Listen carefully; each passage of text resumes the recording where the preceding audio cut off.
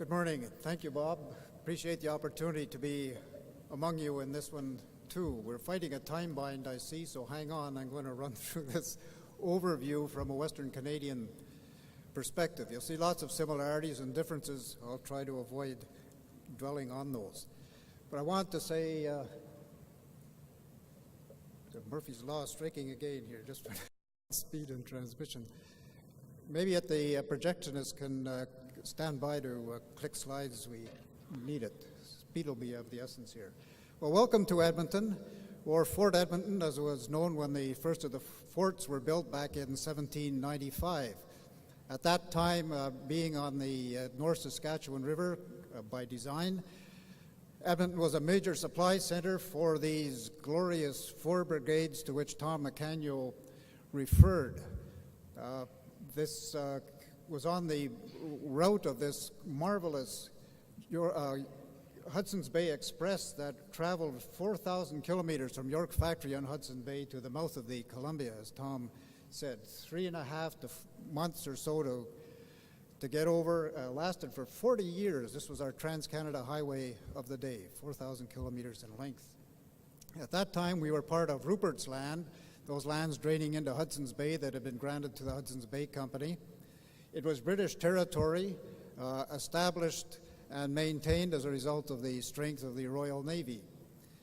The Royal Navy required, building ships took a lot of wood, a lot of special kinds of woods needed to keep them operating. So by 1722, the English had pretty well established crown reserves along the entire eastern seaboard, taking over some of the French crown reserves just before then. These reserves were one of the many irritants to the 13 colonies in the New England states that led in 1776 to the Declaration of Independence, and the rest is history. So as the, come on, you, this is frustrating. With a horse, you can give a little nudge, but the computer gets frustrated altogether.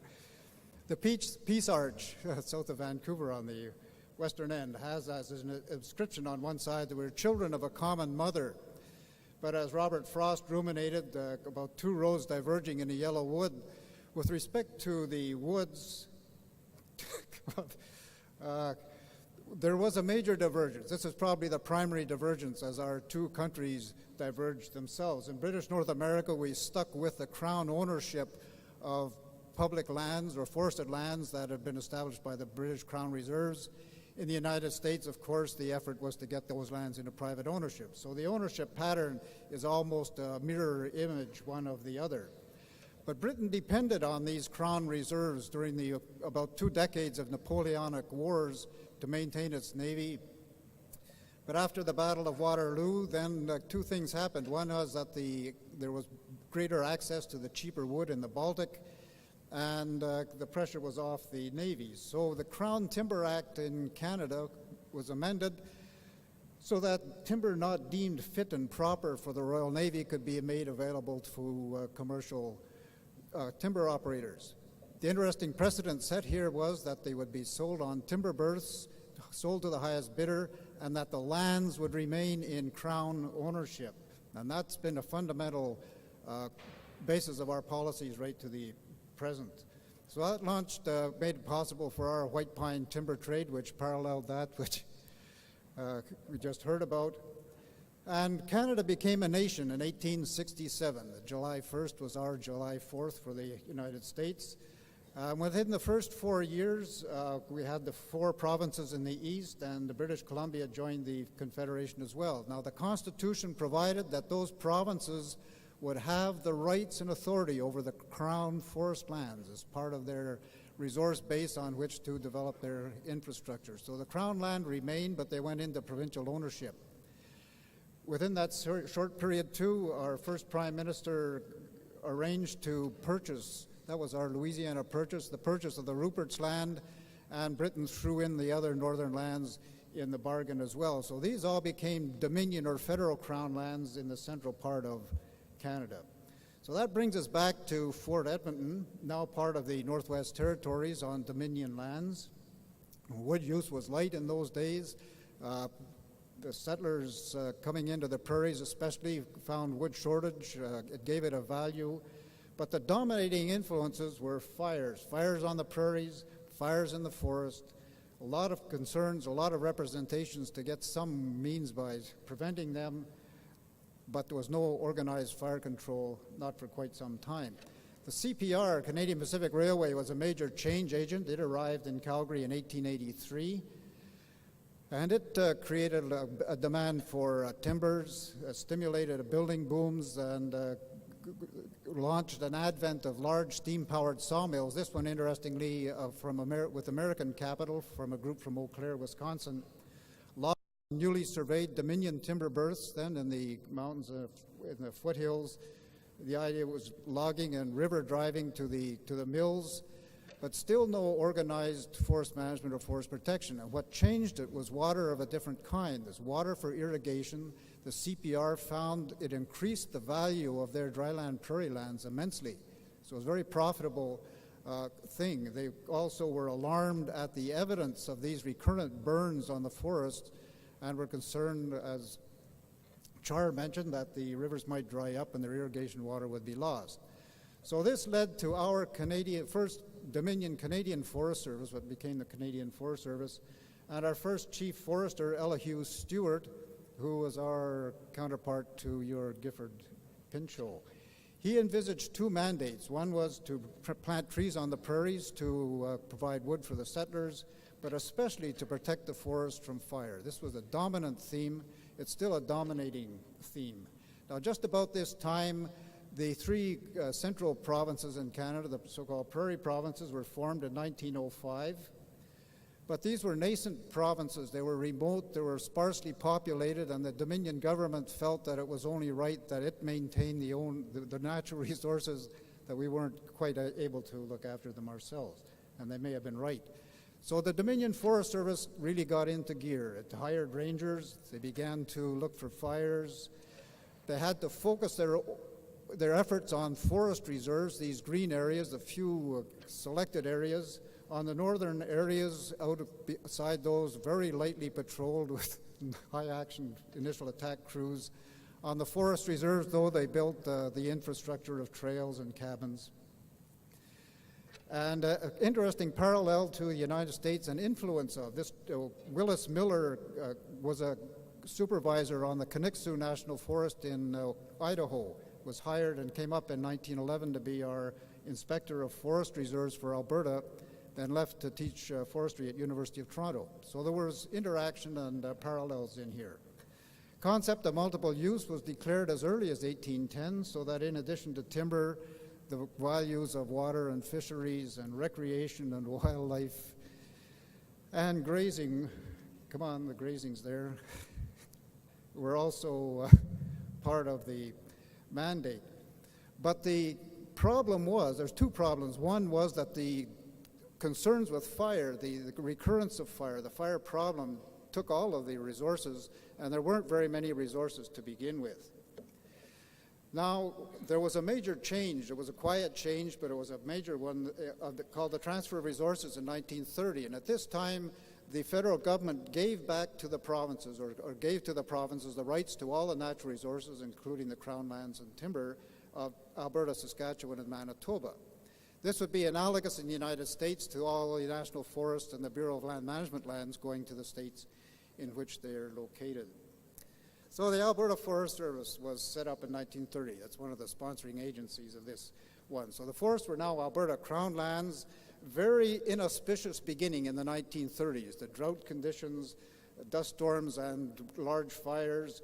And they were the Depression years, the hard times, when there's very little money to do anything. So by 1946, the Forest Service report said during the Depression years we didn't have any money. During the wartime years we didn't have anybody to do anything with. And so it set the scene for this more recent evolution of forestry. And we can really trace the forestry here in Alberta to this guy, Eric Hustis, who was a long-time Dominion forester and transferred, and he came armed with his list of issues that he addressed. I'll just mention two of them, which are rather profound. One is a land clearing for agriculture, which introduced a lot of fires from brush clearing into forested areas, and also resulted in a lot of inappropriate clearing on lands that couldn't sustain agriculture. So by a stroke of the pen in the legislature in 1948, the province declared a green area. The areas covered in green in this map were going to be retained as forest lands. This was dedicated forest lands. The yellow areas were judged to be suitable, potentially suitable for agriculture, the idea being they would be released to settlement in an orderly way as land surveys showed that they could support agriculture. That's been the basis of our forestry development. Now that did another thing too, is that it highlighted the fact that on this 42 million square kilometers or 16 million square miles of green zone in Alberta, this nascent little fledgling that didn't have a heck of a lot of money at that time, how the dickens were we going to ensure regeneration as well as fire control? So Eric Hustis, the director of forestry at that time, introduced a clause into a revised Forests Act in 1949 so that we could enter into cooperative agreements with industry for the purpose of, and these are significant, the lines in red, because they represent a definite commitment of the province at that time to sustain yield and perpetuity.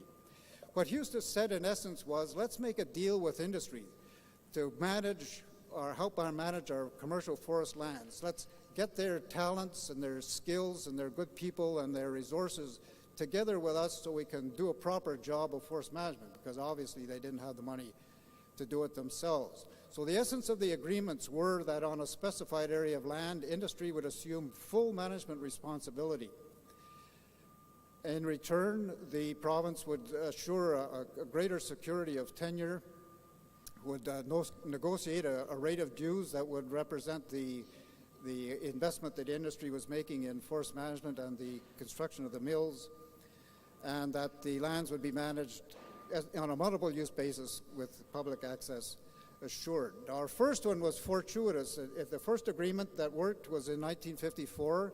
It was a joint U.S. capitalization with St. Regis Paper Company from New York being the other partners, a good forward-looking company. And also fortuitous were the two people, the principals involved in making this work. Reg Loomis was with the Forest Service, a forward-looking forester, strongly resolved to bring about truly sustained yield management. And Des Crosley, a former forest research scientist who was just looking for an opportunity to apply science to forest management. And between the two of them, then they forged working partnerships, collaborations, and with a science approach, the adaptive management in there. And it worked. It's a marvelous story. We've written about it. We don't want to blow our own horn, but it's a story worth telling, and it resulted in greater economic activity, greater utilization of the forest renewal, which was the first concern, and it's now forming the basis for addressing sustainable forest management on ecosystem basis. Now, in the meantime, our solid wood industry comprised mostly smaller portable mills, gyppo mills, sawing rough lumber in the wintertime, hauling it into centralized planing mills, and we had a few other larger wood products mills as well. Low levels of utilization. And so the government worked out a similar agreement with that sector in 1965 under what was called the timber quota system, which also resulted in increased investments, greatly increased investments, much higher standards of utilization, product diversification. Just to bring it up to the moment, after the Brundtland Commission report came out in 1987, we began talking about sustainable forest management, and in 1992 there was a culmination of a year and a half of public discussions across Canada which essentially described sustainable forest management and resulted in a commitment among the provinces in Canada to work towards it. We recognize it as much as a journey as it is a destination, but we're on the way, and and an interesting sidelight of that is in light of the disturbances, natural disturbances in our forests from fires all these times, that the natural disturbance approach is being taken a lot in developing our approach to sustainability, along with the public participation that's built into the scene now. So, as I mentioned, we have a couple of good backgrounders. You should talk to Steve Anderson at the Forest History Society on this. And I want to give the other side, the rest of the story on the peace arch. In addition to being children of a common mother, the inscription on the other side is brethren living together in unity. I thought that would be a great thought just to hold during the rest of this session. And thanks for your kind attention.